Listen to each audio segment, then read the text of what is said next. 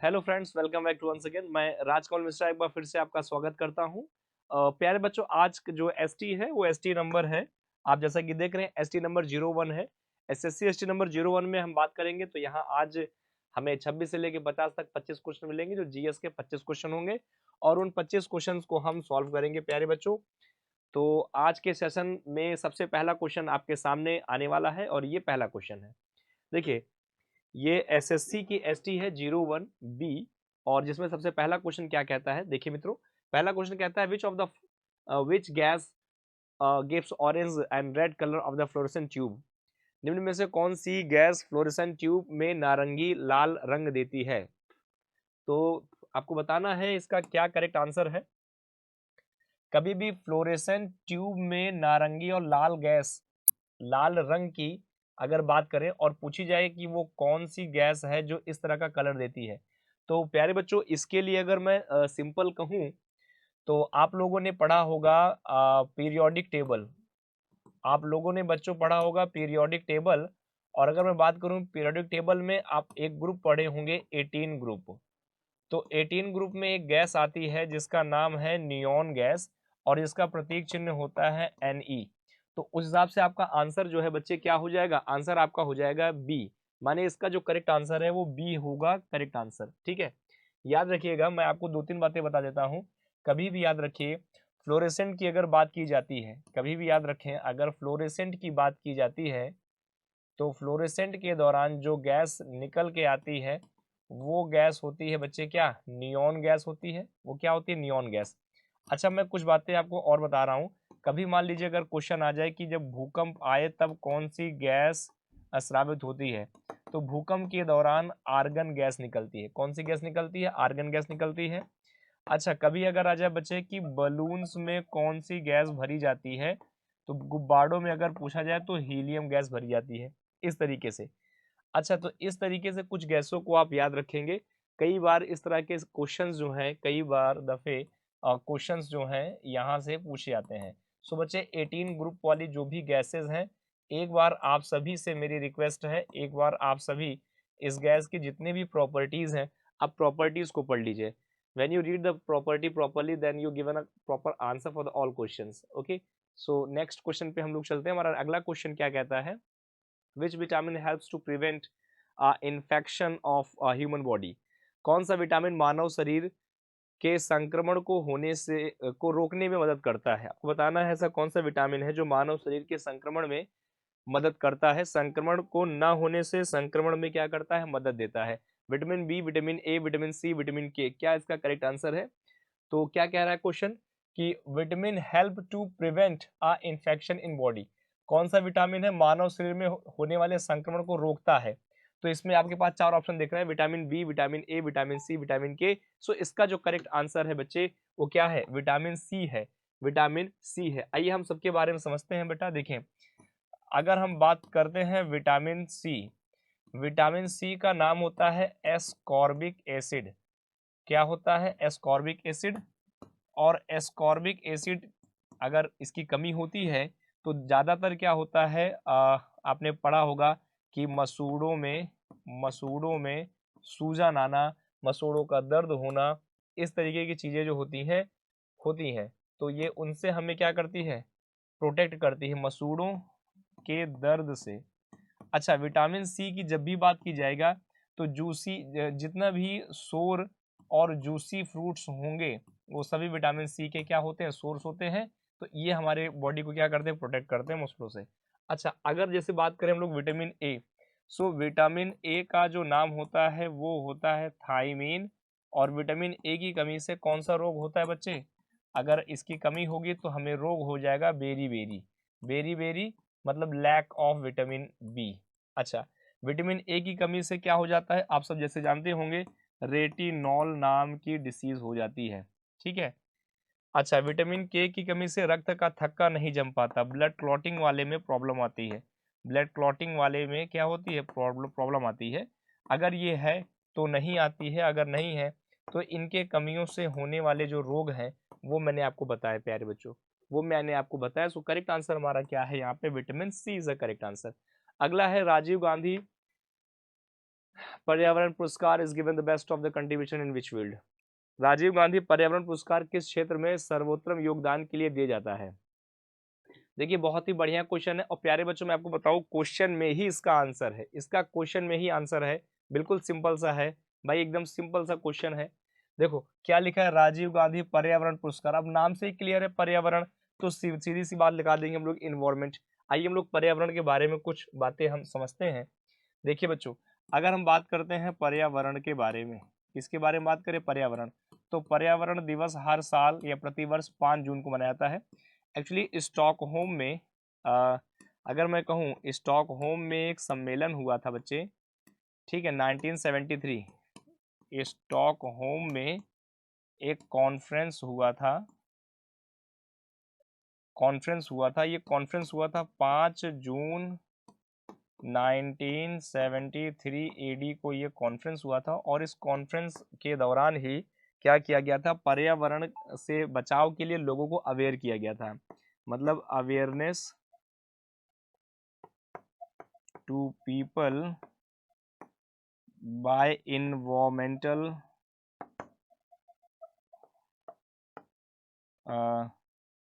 Environmental simple environment के लिए किया गया था। सो इसके लिए पर्यावरण के लिए हमेशा राजीव गांधी पुरस्कार दिया जाता है, ठीक है।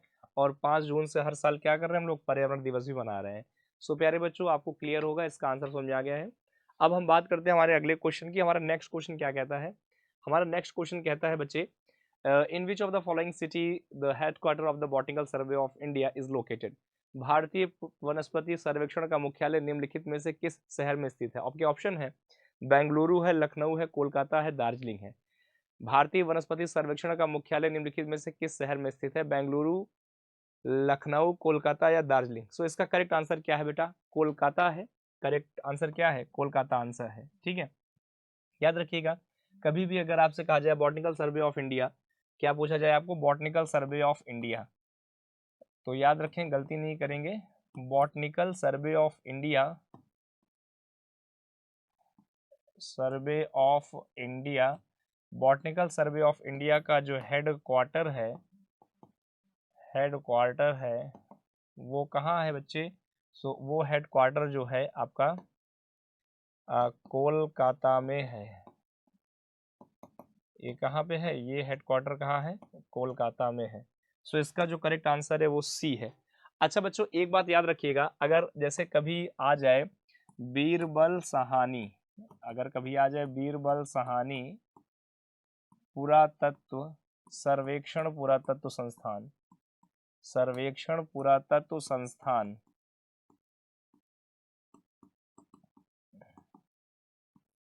अगर ऐसा प्रश्न आता है तो हमेशा आप लखनऊ को आंसर लगा दें बच्चे। कहाँ लगा दें, लखनऊ। बीरबल साहानी कहाँ बना है, यहाँ। और कभी भी लखनऊ जूलॉजिकल गार्डन करके आया तो वो लखनऊ में ही है बच्चे। सो इसका करेक्ट आंसर क्या था, कोलकाता। जैसा कि आपने देखा तो कोलकाता क्या है, बिल्कुल करेक्ट आंसर है, बिल्कुल सही आंसर है। प्यारे बच्चों अब हम अपने अगले क्वेश्चन पे चलते हैं। हमारा नेक्स्ट क्वेश्चन क्या कहता है, हमारा अगला क्वेश्चन कहता है, who is the first Indian women golfer to win the silver medal in a golf at the 19 Asian games? Question ये है कि 19वें एशियाई खेलों में गोल्फ में रजत पदक जीतने वाली पहली भारतीय महिला गोल्फर कौन थी? पहली भारतीय महिला गोल्फर जो है वो कौन है? आपके सामने ऑप्शन है, दीक्षा दागर है, अदिति अशोक है, तेवेशा मलिक है या अननिका है। क्या इसका करेक्ट आंसर है? जो 19वें एशियाई गोल्फ के लिए रजत पदक जीतने वाली पहली भारतीय गोल्फर महिला बनी है, उनका जो करेक्ट आंसर है अदिति अशोक, इसका करेक्ट आंसर होगा बच्चे। क्या इसका आंसर है? इसका आंसर है अदिति अशोक। अदिति अशोक जो है ये पहली महिला गोल्फर हैं, ये पहली महिला गोल्फर हैं। सो ये इसका जो ये है वो करेक्ट आंसर है बच्चे, वो क्या है, एकदम करेक्ट आंसर है अदिति। ये अगला बात करते हैं, who has been selected the SASTRA Ramanujan award 2023? शास्त्र रामानुज पुरस्कार 2023 के लिए किसे चुना गया है? शास्त्र रामानुज पुरस्कार 2023 के लिए किसे चुना गया है? आपके सामने जो है 4 ऑप्शन दिख रहे हैं, अरविंद पनगड़िया साहब, श्री राजीव कुमार जी, वाहिदा रहमान जी या रियोजिंग जियांग जी। किसे चुना गया है? सशस्त्र शस्त्र रामानुजन पुरस्कार के लिए। सो इसका जो करेक्ट आंसर है वो रियाजिंग जोंग है, जो चाइनीज के हैं रहने वाले, इनके लिए भी चुना गया है। चाइना के, तो मैं अगर कहूँ चीनी प्रतिष्ठित व्यक्ति, चीनी प्रतिष्ठित व्यक्ति रियाजिंग ज़ियांग को, रियाजिंग ज़ियांग को जो है इसके लिए प्रतिष्ठित सम्मान से चुना गया है या नवाजा गया। सो करेक्ट आंसर क्या है बच्चे? इसका आंसर डी है। शस्त्र रामानुजन पुरस्कार 2023 के लिए किसे चुना गया है? रियाजिंग ज़ियांग को चुना गया है। सो इस करेक्ट आंसर है। अब बच्चे हमारा अगला प्रश्न है, who is the author of the book Nalanda until we meet again? Nalanda जब हम फिर मिलेंगे पुस्तक के लेखक कौन है?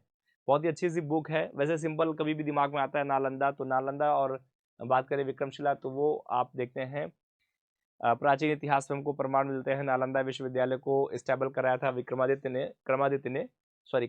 जो कुमारगुप्त थे, उनका नाम था क्रमादित्य, ठीक है, विक्रमादित्य के पुत्र थे कुमारगुप्त, और उसको डिस्ट्रॉय कराया था अलाउद्दीन खिलजी के पुत्र, अलाउद्दीन खिलजी के कमांडर इन चीफ, जिनका नाम था बख्तियार खिलजी।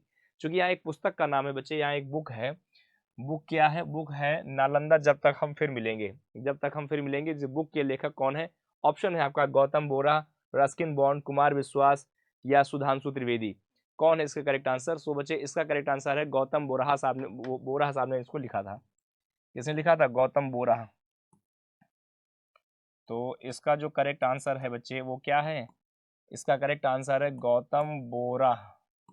सो गौतम बोरा ने एक बुक लिखी है, क्या है बुक का नाम? नालंदा। फिर लिखा है जब तक हम फिर मिलेंगे, हम फिर मिलेंगे, जब तक हम फिर मिलेंगे।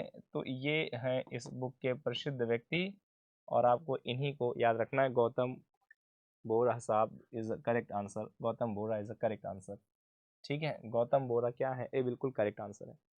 अब हम बात करते हैं अपने अगले क्वेश्चन की।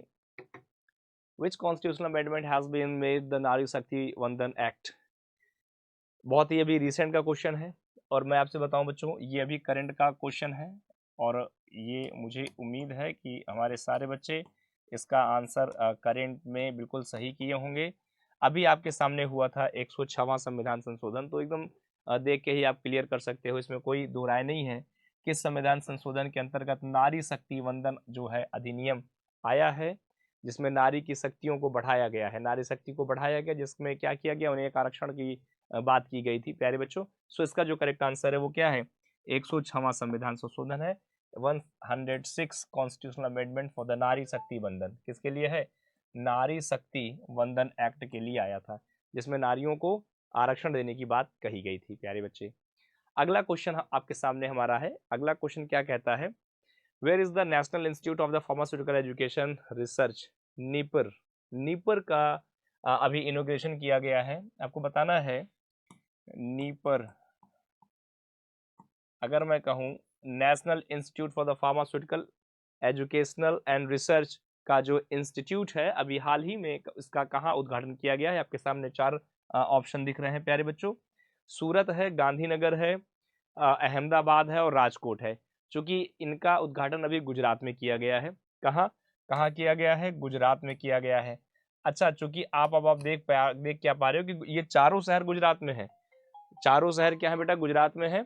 जैसा कि क्या देख रहे हैं, चारों शहर कहाँ पर है? गुजरात में है, और चारों शहर की अलग अलग आपको लोकेशन दिख रही है। सूरत है, गांधीनगर है, अहमदाबाद है, राजकोट है। सो प्यारे बच्चों, इसका जो करेक्ट आंसर है वो अहमदाबाद हो जाएगा। गुजरात के अहमदाबाद में। कहाँ है ये? गुजरात के अहमदाबाद में। गुजरात के अहमदाबाद में, अहमदाबाद में नीपर का अभी हाल ही में उद्घाटन किया गया है। उद्घाटन किया गया, तो इसका करेक्ट आंसर जो है वो क्या है? गुजरात अहमदाबाद है। मुझे उम्मीद है कि आपको ये हिस्सा जो है समझ में आया, क्लियर है। अब बच्चे हमारा अगला क्वेश्चन है, who has been recently appointed as the chairman of the press trust of India. आपको बताना है कि जल्दी से अभी कौन व्यक्ति हैं जो चेयरमैन है इसके, ठीक है। तो मित्रों आप सभी को इसका जो करेक्ट आंसर है वो सभी को बताना है। क्वेश्चन आपको दिख रहा होगा कि पीटीआई के चीफ कौन है। देखिए क्या है, who has been recently appointed as chairman of the PTI, माने प्रेस ट्रस्ट ऑफ इंडिया। अगर हम बात करते हैं प्रेस ट्रस्ट ऑफ इंडिया के चेयरमैन कौन है, आप देख पा रहे हैं कि आपके सामने 4 ऑप्शन दिए गए हैं। पहला है के एन संता कुमार, राजीव कुमार, निहाल चौधरी और राहुल नवीन। क्या इसका करेक्ट आंसर है बच्चे? सो इसका जो करेक्ट आंसर है वो मैं आपको बता दूं, के एन संत कुमार जो है अभी प्रेस ट्रस्ट इंफॉर्मेशन इंडिया के हेड बने हुए हैं। सो इसका जो करेक्ट आंसर है वो फर्स्ट वाला है, के एन शांत कुमार जो है, ये बिल्कुल सत्य है। तो देखिए सिंपल कहा जाता है शॉर्ट में इसको पीटीआई, क्या कहते हैं पीटीआई, और पूरा नाम के तौर पे कहा जाता है प्रेस ट्रस्ट ऑफ इंडिया। क्या बोलते हैं इसको हम लोग? Press trust of India. So क्या देख रहे हैं कि प्रेस ट्रस्ट ऑफ इंडिया के जो प्रमुख बने हैं उनका नाम क्या है? उनका नाम है शांता के N Shanta Kumar. K N Shanta Kumar as a press trust of India के कौन है? प्रमुख बने हैं। राजीव कुमार की बात करें तो ये अभी हमारे इलेक्शन कमीशन के हेड हैं, ठीक है, और अन्य व्यक्ति जो है अलग क्षेत्रों से बिलोंग करते हैं। तो इसका जो करेक्ट आंसर था आपका बच्चे वो फर्स्ट वाला था, ए वाला था। जो भी हमारे बच्चों ने ए आंसर किया होगा उनका बिल्कुल सही है, देयर इज नो मिस्टेक, उनकी कोई गलती नहीं है। प्यारे बच्चे आपका यहाँ तक का हिस्सा जो है क्या है वो बिल्कुल कंप्लीट हो चुका है। बहुत ही बेहतरीन तरीके से समझ में आपको आया होगा। अगला हम बात करते हैं, how many members of the constitutional assembly actually sign the constitution. भारतीय संविधान में कितने सदस्यों का वास्तव में संविधान का हस्ताक्षर किए गए थे? सो बच्चे इसका तो बिल्कुल खुला हुआ आंसर एकदम क्लियर है, 389 सदस्य। कितना है इसका बेटा? 389 सदस्य, 389 मेंबर है। सो आइए एक बार इसको हम लोग देख लेते हैं। देखो बेटा, अगर हम बात करते हैं भारतीय संविधान सभा, संविधान की जो सभा बैठी थी बच्चे, सबसे पहले जब बैठी थी तो डेट थी 9 दिसंबर 1946। क्या डेट थी? 9 दिसंबर 1946 एक ये बैठी थी, और इस समय 389 सदस्य थे, और इसमें जो है अस्थाई अध्यक्ष के तौर पे सच्चिदानंद सिन्हा जी को चुना गया था। किसे चुना गया था? सच्चिदानंद सिन्हा को चुना गया था। एक पॉइंट। अच्छा बेटा, 2 दिन बाद में अगर हम कहें, 2 दिन बाद स्थाई अध्यक्ष के तौर पे किसे चुना गया? स्थाई अध्यक्ष के तौर पे चुना गया था श्री राजेंद्र प्रसाद जी को चुना गया था। किसे चुना गया था? राजेंद्र प्रसाद जी। और राजेंद्र प्रसाद को चुना गया था 11 दिसंबर 1946 को स्थाई के तौर पे। अब 389 सदस्य थे, जिसमें बेटा 292, 93 और 4 इस तरीके से बटे हुए थे। 4 जो थे ये चीफ कमिश्नरी से थे। ये कहाँ से थे? चीफ कमिश्नरी से थे, ठीक है। और ये थे मैं कहूँ अगर ब्रिटिश हुकूमत से, ब्रिटिश प्रांतों से थे, और अगर इनको मैं कहूँ तो ये देसी रियासतों से थे। कहाँ से थे? देसी रियासतों से थे। सो इस तरीके से हिस्से जो है अलग अलग पार्ट में बांटे गए थे बच्चे। क्या हुए थे? ये हिस्से बांटे गए थे। तो इस तरीके का कुछ डिवीजन है, जैसा कि आप देख पा रहे हैं या आप समझ पा रहे हैं, ठीक है। ये तो इसका जो करेक्ट आंसर है वो आप देख पा रहे हैं, क्या है बेटा? 389 सदस्य है। क्या है इसका करेक्ट आंसर? 389 सदस्य है। मुझे उम्मीद है कि आपको ये चीजें जो है समझ में आ रही हैं, कोई दिक्कत नहीं है, ठीक है। अब बच्चे हम बात करते हैं अपने अगले क्वेश्चन की। हमारा जो अगला क्वेश्चन है वो क्वेश्चन नंबर क्या है? 37 है। तो सारे बच्चे अगले क्वेश्चन को ध्यान दें यहाँ पे, ठीक है। अगले क्वेश्चन को सभी बच्चे यहाँ पे देखेंगे ध्यान से।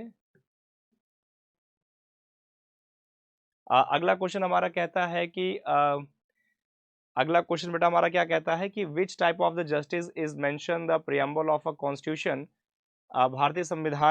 भारतीय अगर संविधान की हम बात करते हैं कि प्रस्तावना में क्या उल्लेखित नहीं है।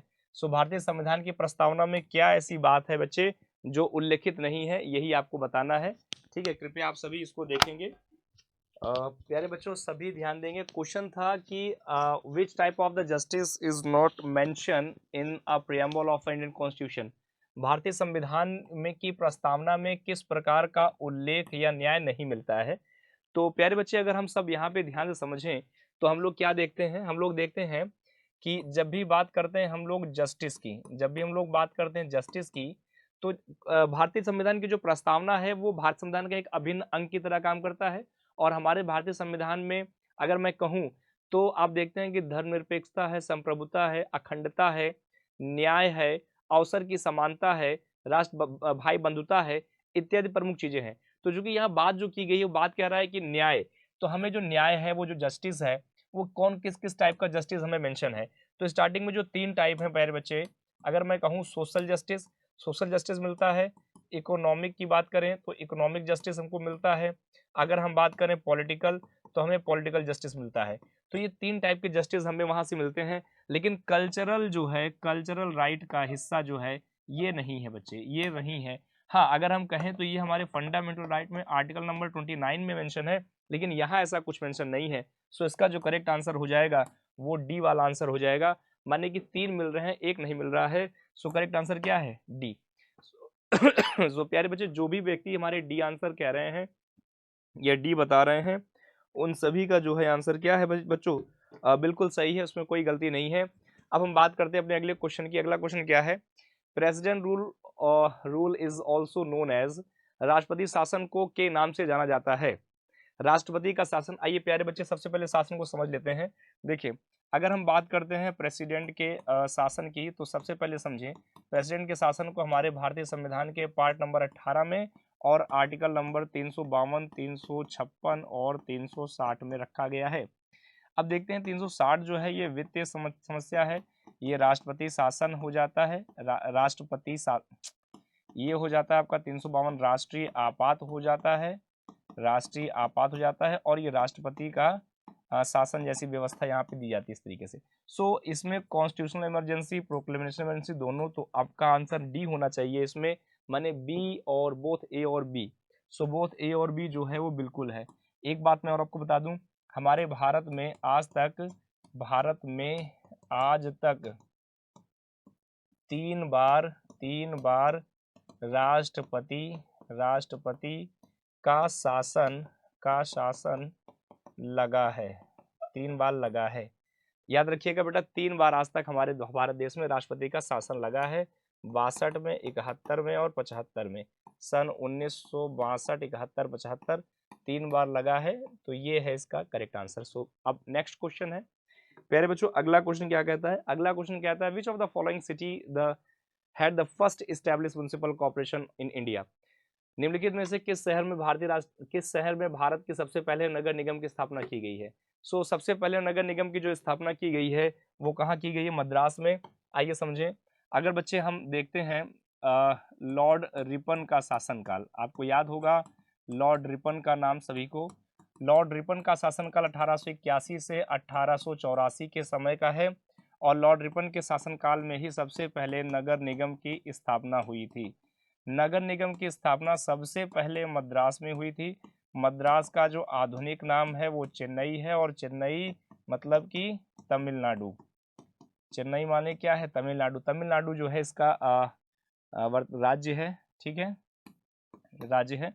और अच्छा एक बात और याद रखेंगे, अगर 2 बातें मैं करता हूँ, जैसे निकाय की, निकाय माने बेटा अगर मैं कहूँ स्थानीय निकाय, तो स्थानीय निकाय 2 प्रकार की आप देखते हैं, एक होता है नगर निगम और एक होता है नगर पालिका। एक होता है नगर निगम, एक होता है नगर पालिका।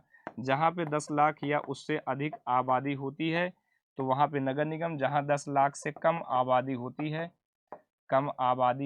तो वहाँ पे क्या होता है, वहाँ पे हो जाता है बच्चे 10 लाख से अधिक नगर निगम, 10 लाख से कम होती है तो नगर पालिका हो जाती है। तो सिंपल सी बात है, सबसे पहले कहाँ लगा था, मद्रास में लगा था बच्चे। और किसके शासन में, लॉर्ड रिपन को। याद रखिएगा कई बार एग्जाम में आता है, इन्हें स्थानीय स्वशासन का जनक भी कहा जाता है। स्थानीय स्वशासन का जनक, तो आप याद रखेंगे स्थानीय स्वशासन का जनक, ऐसी संज्ञा भी इनको दी जाती है।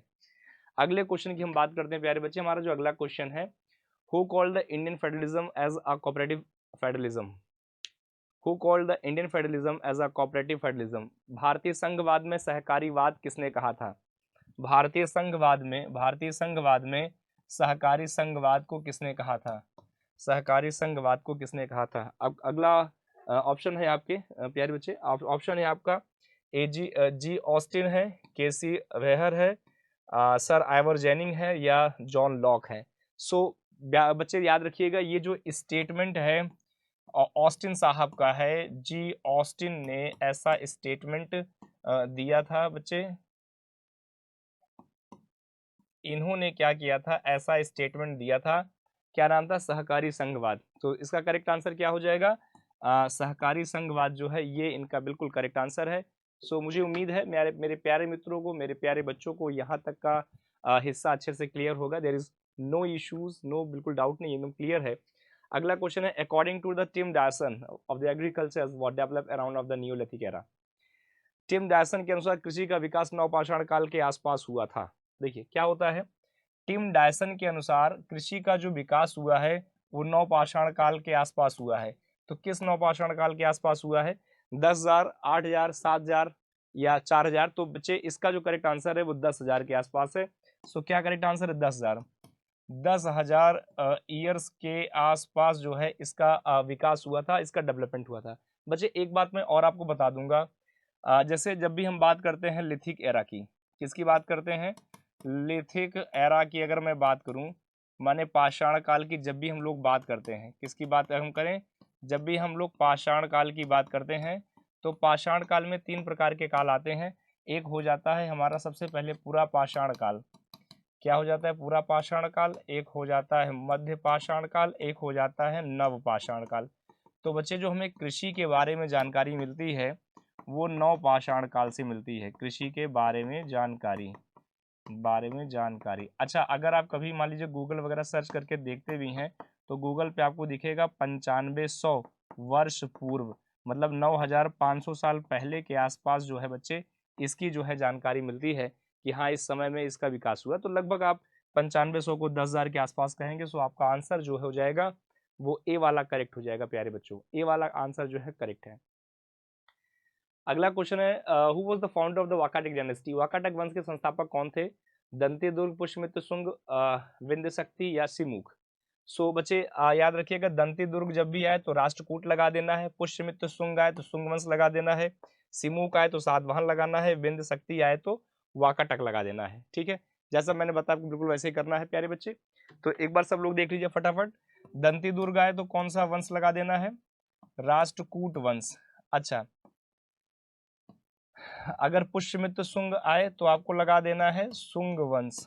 क्या लगा देना है? शुंग वंश लगा देना है बच्चे। ठीक है, शुंग वंश। बिंद शक्ति अगर आता है तो यहाँ पे लग जाता है वाकाटक वंश। वाकाटक वंश। अच्छा बच्चों एक बात याद रखिएगा, वाकाटक वंश के जो सबसे प्रभावशाली और सबसे फेमस किंग थे, अगर मैं उनकी चर्चा करूं या उनके बारे में आपसे कहूं तो वाकाटक वंश के सबसे प्रमुख जो राजा थे उनका नाम था रुद्रसेन द्वितीय। इन्होंने हुड़ और शक जनजातियों को क्या किया था?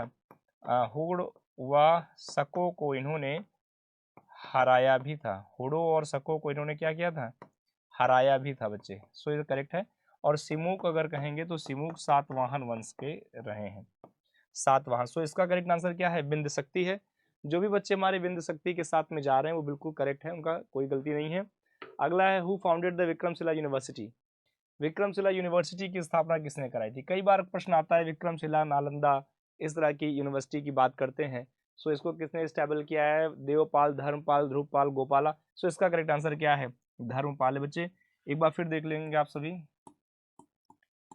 धर्मपाल, ये पाल वंश के थे, ये पाल वंश के थे और इन्होंने क्या स्थापित कराया था? विक्रमशिला विश्वविद्यालय।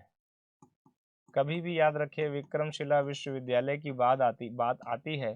सो क्या इसका करेक्ट आंसर हो जाएगा? धर्मपाल। क्या हो जाएगा आंसर का बेटा? धर्मपाल। इसका करेक्ट आंसर क्या है? धर्मपाल। अगला क्वेश्चन है, which of the following governor of the known as the father of the civil servant in India? निम्नलिखित में से किस गवर्नर को भारत में सिविल सेवा के पिता के रूप में माना जाता है? तो सिंपल सी बात है बच्चे, इसके लिए लॉर्ड कॉर्नवालिस को बिल्कुल आप करेक्ट लगाएंगे। सो करेक्ट आंसर वो क्या हो जाएगा, लॉर्ड कॉर्नवालिस। आइए देखिए, सबसे पहले कभी भी बंगाल का गवर्नर जनरल, बंगाल का प्रथम गवर्नर जनरल ऐसा आए तो आपको लगा देना है वॉरेन हेस्टिंग को, ठीक है। अच्छा, आपसे कहा जाए सिविल सेवा के पिता, सिविल सेवा के जनक, तो आपको जो करेक्ट आंसर लगा देना है वो कॉर्नवालिस। अच्छा, कभी आप याद रखिए, जब भी ब्रह्म समाज का समय आए, माने राजा राम मोहन राय समाज या राजा राम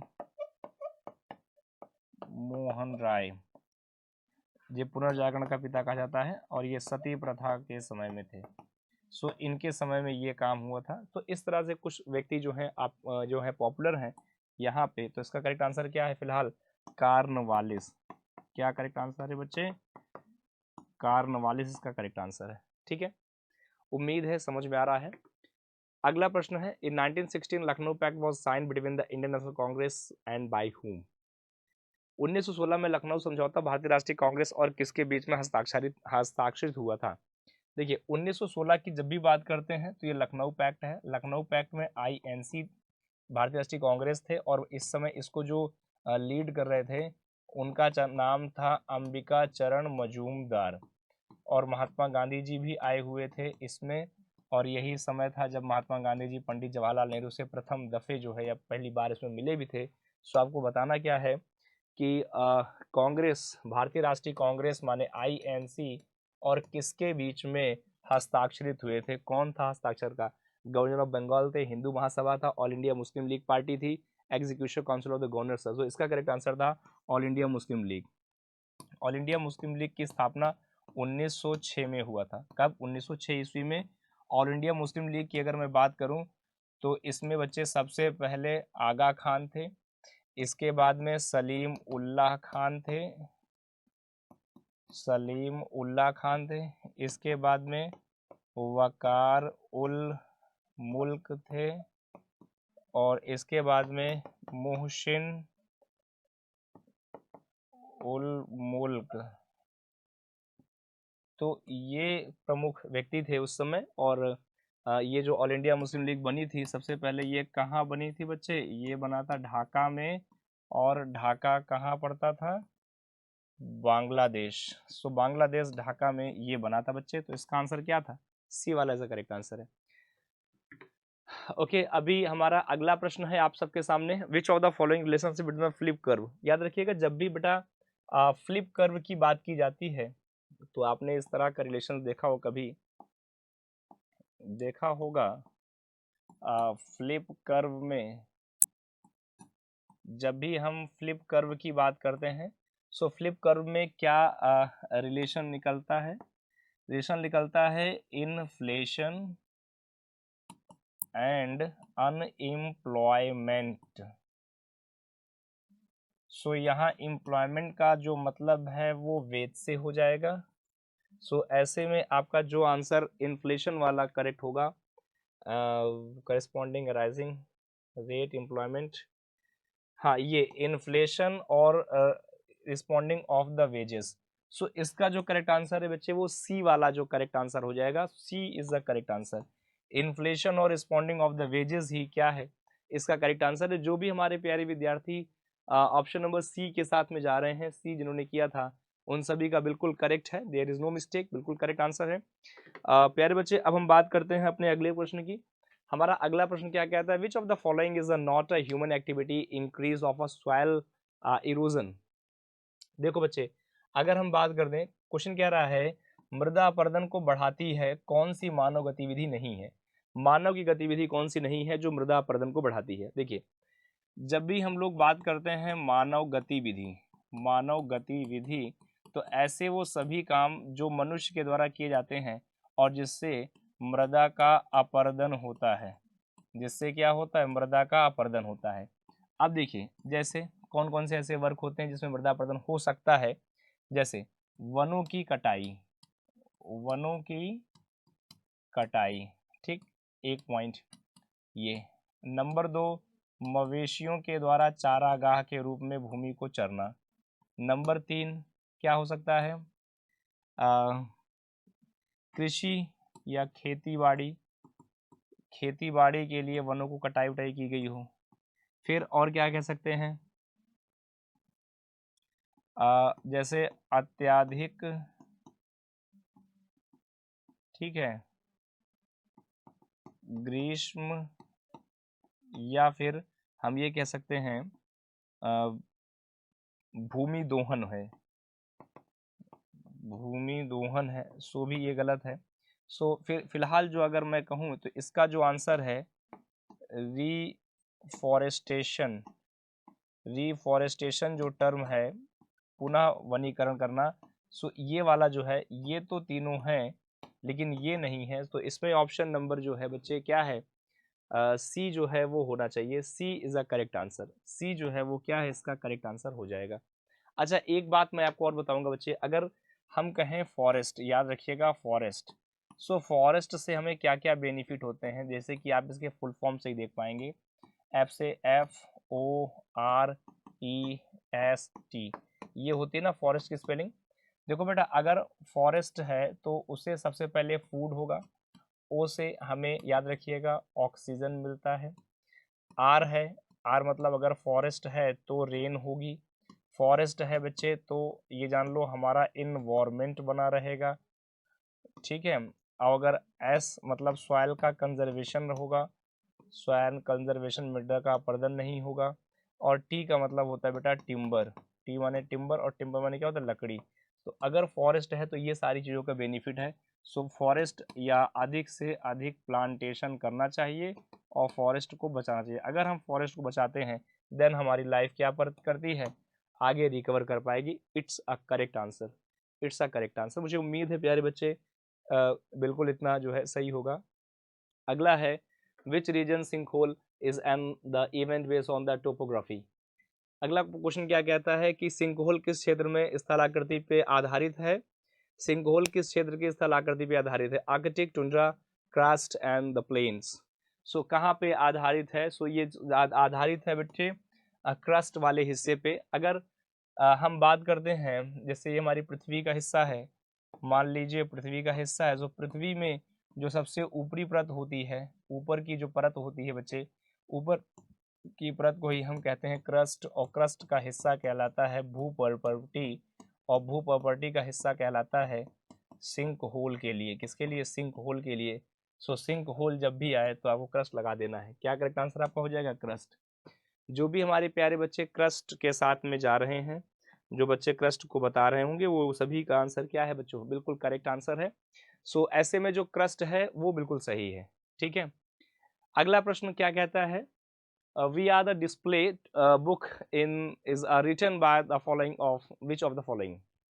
वी आर डिस्प्लेस्ड, एक बुक है जिसका नाम है we are displace. We are displace नाम की एक पुस्तक है। आपको बताना है ये जो पुस्तक है ये किस व्यक्ति के द्वारा लिखी गई है। आपके सामने 4 ऑप्शन दिए गए हैं, जैसा कि आप देख पा रहे हैं। एक पुस्तक है बच्चे, अगर हम बात करते हैं वी आर डिस्प्लेस्ड, क्या है बुक का नाम? बुक का नाम है वी आर डिस्प्लेस्ड।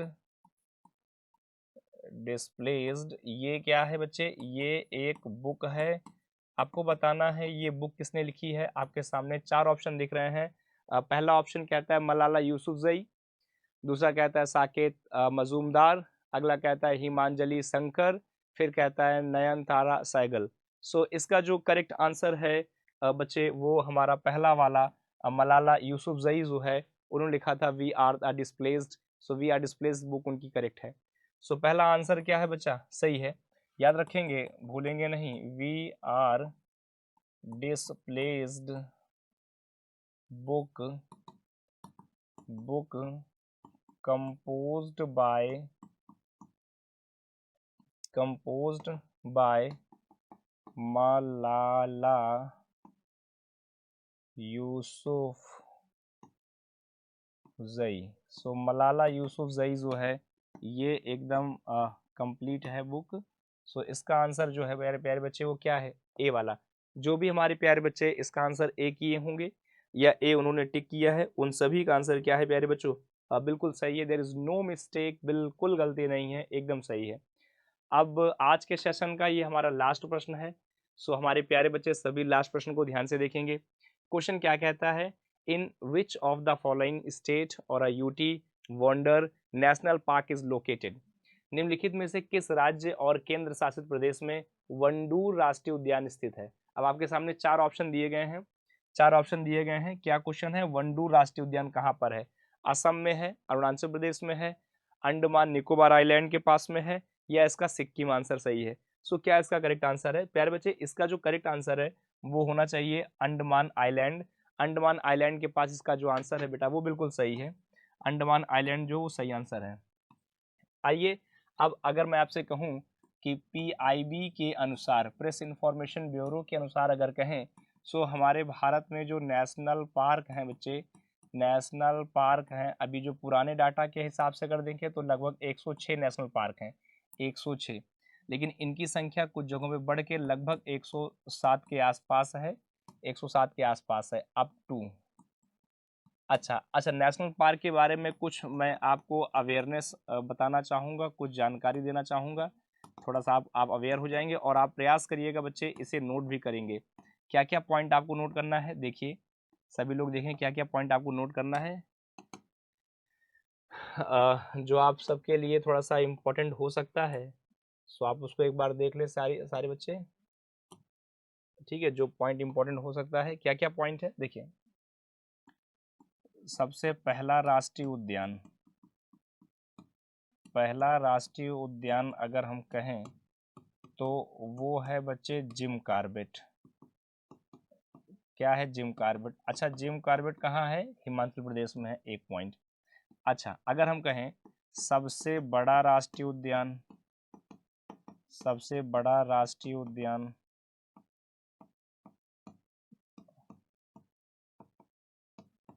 तो इसका आंसर क्या है बच्चे, हेमिस, हेमिस है। अच्छा, हेमिस कहाँ है, लद्दाख रीजन के पास पड़ता है। अच्छा बच्चे, अगर मैं कहूँ सबसे छोटा राष्ट्रीय उद्यान, सबसे छोटा राष्ट्रीय उद्यान, तो आपको कहना है साउथ बटन। ये कहाँ पड़ता है, ये अंडमान निकोबार वाले पास में पड़ता है, ठीक है। अच्छा बेटा, अगर मैं कहूँ जैसे कि तैरता हुआ राष्ट्रीय उद्यान, तैरता हुआ राष्ट्रीय उद्यान, तो आपको कह देना है केबुल लाम झाओ, लाम झाओ, केबुल लाम झाओ मणिपुर में है, जहाँ एक लोकटक झील है वहीं पर केबुल लाम झाओ है। तो ये कुछ प्रमुख बातें हैं जो मैंने आपको बताई, एक, दो, फिर तीन, फिर चार, फिर पाँच। अच्छा, सबसे ज़्यादा राष्ट्रीय उद्यान, सबसे अधिक राष्ट्रीय उद्यान अगर कहें हम बच्चे, मतलब सबसे अधिक राष्ट्रीय उद्यान कहाँ पड़ते हैं, सबसे अधिक राष्ट्रीय उद्यान, तो आपको कहना है करेक्ट आंसर जो हो जाएगा आपका क्या हो जाएगा, मध्य प्रदेश में। कहाँ है सबसे ज़्यादा, मध्य प्रदेश में बच्चे। कहाँ आप बताएंगे सबसे ज़्यादा, जो अब अगर आपसे पूछा जाए तो आपको करेक्ट आंसर देना है मध्य प्रदेश। सो मध्य प्रदेश में सबसे ज़्यादा है। तो इस तरह से कुछ जानकारी है प्यारे बच्चों जो आपके लिए है, और मुझे उम्मीद है कि आपको ये जानकारी समझ में आ रही है। अगर आपसे कहा जाए कि उत्तर प्रदेश का राष्ट्रीय उद्यान, सो करेक्ट आंसर आप बताएंगे दुधवा राष्ट्रीय उद्यान, दुधवा राष्ट्रीय उद्यान, ठीक है। या कभी ऐसा पूछा सकता है कि वो कौन सा राष्ट्रीय उद्यान था जहाँ नामीबिया से चीते लाए गए थे, नामीबिया से, नामीबिया से चीते लाए गए थे। तो बेटा इसमें जो सही आंसर आपको देना है वो है कुनू राष्ट्रीय उद्यान, कुनू राष्ट्रीय उद्यान। और ये कुनू कहाँ पड़ता है, कुनू भी पड़ता है मध्य प्रदेश में। याद रखिए सबसे ज़्यादा जो राष्ट्रीय उद्यान आपको मिलेंगे, सो बच्चे वो कहाँ मिलेंगे आपको, नामीबिया, नामीबिया ही इसका जो है वो करेक्ट आंसर है। Option number C is the correct answer. So मुझे उम्मीद है मेरे प्यारे बच्चों आपको आज का जो सेशन है वो समझ में आया होगा। आज का जो सेशन है आप सभी को सही लगा होगा, उसमें कोई दिक्कत नहीं है, कोई मिस्टेक नहीं है, ठीक है। सो प्यारे बच्चों आज का सेशन हम अब यहीं पे समाप्त करते हैं, और हम इस उम्मीद के साथ ये जाते हैं कि आपको अगली बार हम और भी अच्छे और एसएससी का स्पीड टेस्ट नंबर 2 लेकर आएँगे और उसके जितने भी क्वेश्चन होंगे, प्रत्येक क्वेश्चन में 4 ऑप्शन हमें चूँकि दिखते हैं और 1 ऑप्शन सही होता है, बाकी 3 उसमें गलत होते हैं। तो मित्रों, मैं आपसे उम्मीद करता हूँ कि अगली बार हम लोग आज ही के दिन और अगली टाइम में बेहतरीन क्वेश्चन लेकर आएँगे और 1 सही 4 गलत हैं और जो 4 गलत हैं, 3 गलत होंगे, वो क्यों गलत होंगे, उसका क्या सही उत्तर है, वो आपको बताने का पूरा प्रयास करूँगा मैं, ठीक है? तो तब तक के लिए thank you very much and bye bye, take care to all of you.